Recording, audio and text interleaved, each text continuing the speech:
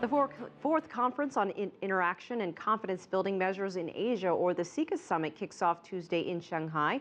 For more, CCTV's Li Chuan is live for us in Beijing. Good morning. Morning, Elaine. Chinese President Xi Jinping will chair the 2014 CICA summit. Now, the two-day event will focus on increasing dialogue, mutual trust, and collaboration to build an Asia that is peaceful, stable, and cooperative. Now, regional security and counterterrorism will be the highlights of this discussion.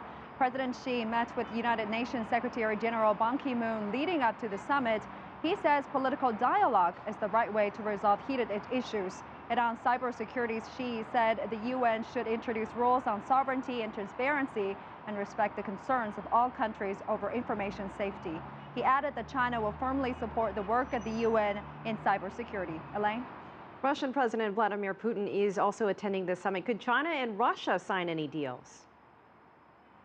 That's right, Elaine. Putin is bringing a gas export deal, which hopefully can be finalized this time. Now, the talks over a gas contract between the two countries have been going on for almost a decade. However, pricing has been the tricky part. If signed, the deal will see almost 70 billion cubic meters of Russian gas sent to China every year for the next 30 years. Now, China will then have more access to clean energy, and it will also help Russia reduce its economic dependency on Europe, which demands for Russian natural gas have sagged, especially during the past few months.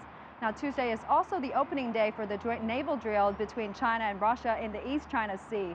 14 surface ships, 2 submarines, 9 fixed-wing warplanes, as well as 6 shipboard helicopters will also take part. Elaine? And Chuan, we know there are a lot of other top stories across China, and actually the French Foreign Minister Laurent Fabius is in Beijing. Yes, Elaine, the visit of Laurent Fabius is part of the celebration to mark 50 years of diplomatic ties between China and France. Now, this is his second trip to China this year. He has met with his Chinese counterpart, Wang Yi, and on Monday he held talks with Chinese Premier Li Keqiang. Now, Fabius is expected to sign an agreement to promote French businesses on China's commerce giant Alibaba's website.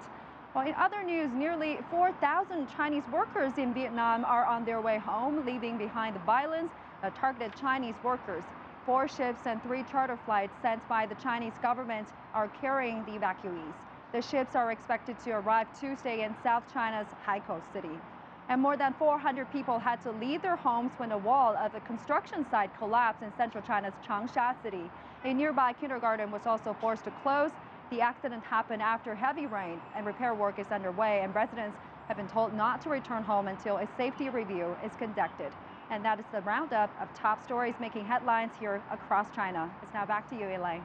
All right, Li Chuan live in Beijing. Thanks for that.